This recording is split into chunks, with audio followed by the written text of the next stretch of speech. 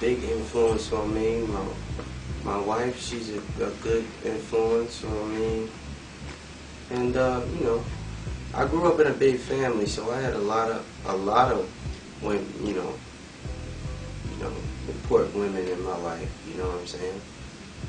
Musically, one of my first piano teachers, Shirley Scott, she's a big influence on me musically. So I think it's not really cool to be in a relationship where it's like whatever you say. I don't argue. Like I like a little tension and release.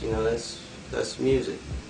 The way I loved in the past, it was more like an infatuation type of thing. Just more of an infatuation type. I don't really think it was love. I think the older I've gotten, the more I understand love. When I became a dad, I really started to really understand it. I'm very open-minded. My mother was a Sunday school teacher. She raised me. My dad, when I went to his house, I prayed like Muslims prayed. When I was with my mom, I went to church. I also dabbed in Buddhism too. I think they're all the same concept. They're all built off of the whole one God thing, and they all have the same parables. So it's pretty much the same religion. It's like gangs. Like they wear purple. The other cats wear gold. It's if everybody would really research other religions and stop this whole above everything else and we're going to heaven and you're not type thing, they would really see that it all came from the same concept, really, and they're all from the seed of Abraham. In true Islam, it's a woman's choice to cover her hair. If she reaches a certain level of understanding in the religion, it's her choice to cover her hair. Man don't come in like, cover yourself. She's just, certain women reach a certain level where they don't want to be looked at from their beauty first. They want you to hear their voice and hear their opinions. Like this album is not all about. It's not. I wouldn't say a crooner album or a love album.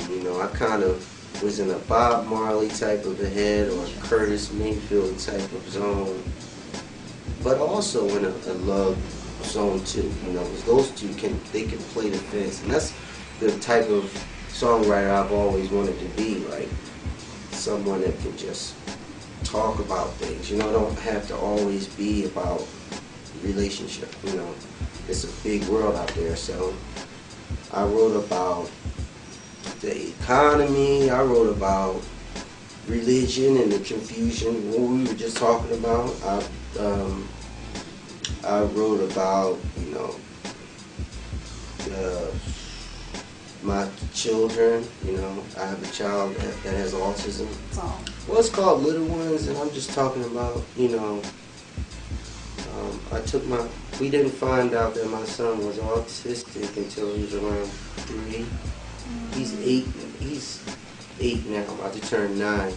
And initially they told us that he was deaf, and for the longest they didn't know anything about autism. They're still trying to really figure out what autism is.